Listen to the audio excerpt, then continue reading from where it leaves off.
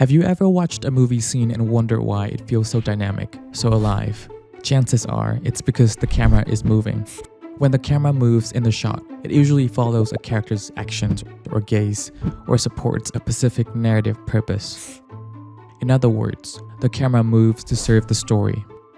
In previous videos, we covered shot size, angle, and composition.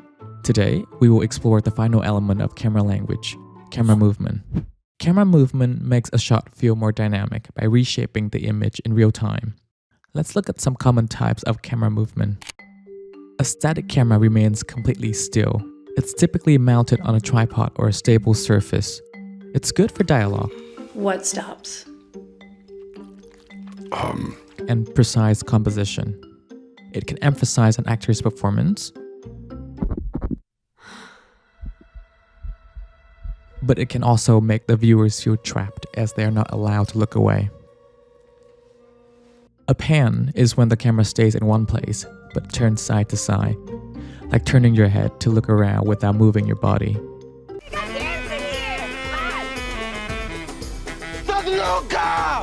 When the camera also stays in one place but angles up or down, it's a tilt. Wow, that's really bleeding. The camera is held by hand. Handheld footage is naturally shaky, and that instability became associated with realism and spontaneity. Common in news and documentary filmmaking to capture unscripted events. Narrative films can also use handheld shots to create a raw, immersive sense of realism. The visual shakiness can mirror a character's anxiety or unstable surroundings. Beyond static and handheld shots, filmmaker can move the camera smoothly through space using tools like dollies, Steadicam, and cranes. A dolly is a wheel platform that can be mounted or run on track. A Steadicam is a wearable camera rig that allows for smooth movement, while the operator moves freely on uneven ground or narrow areas where traditional dollies can't go. It's a preferred tool for dynamic continuous shots. A crane is a long mechanical arm that can be raised, lowered, or swung across space. This setup enables complex, continuous movement that can combine multiple angles and shot types in one take.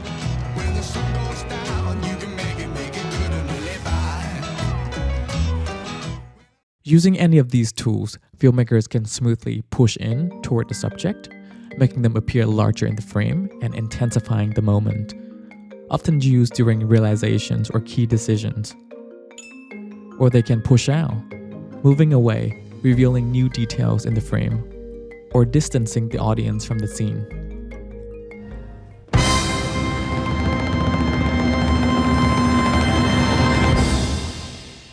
A tracking shot is when the camera physically moves through space to track or follow a subject or explore the setting.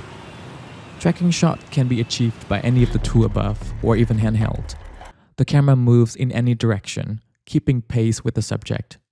This movement creates a synchronized, immersive feel, like the viewer is walking or moving with the scene rather than just watching it from a distance.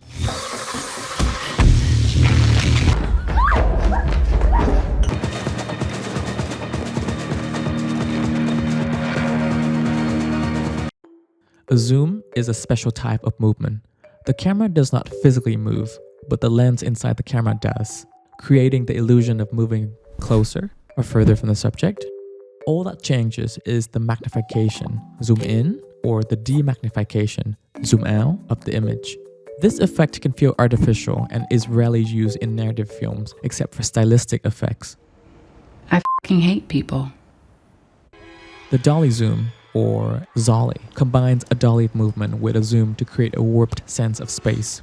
As the camera physically moves closer or further from the subject, the lens zooms in the opposite direction, keeping the subject relatively in the same size, while the background stretches or compresses. This jarring effect is often used to reflect a character's sudden realization, emotional shock, or to signify an important shift in the story. So far, we have explored some common camera movements, but filmmakers can also design any movement that best fits the feeling of the scene, even combining multiple types of movement in one shot. The camera never moves without purpose though. Its movement is always motivated by what is happening in the scene. Hope that was useful. We have covered all the elements of camera language. In the next video, we will apply what we've learned by analyzing a movie scene to see how camera language creates meaning. See you then.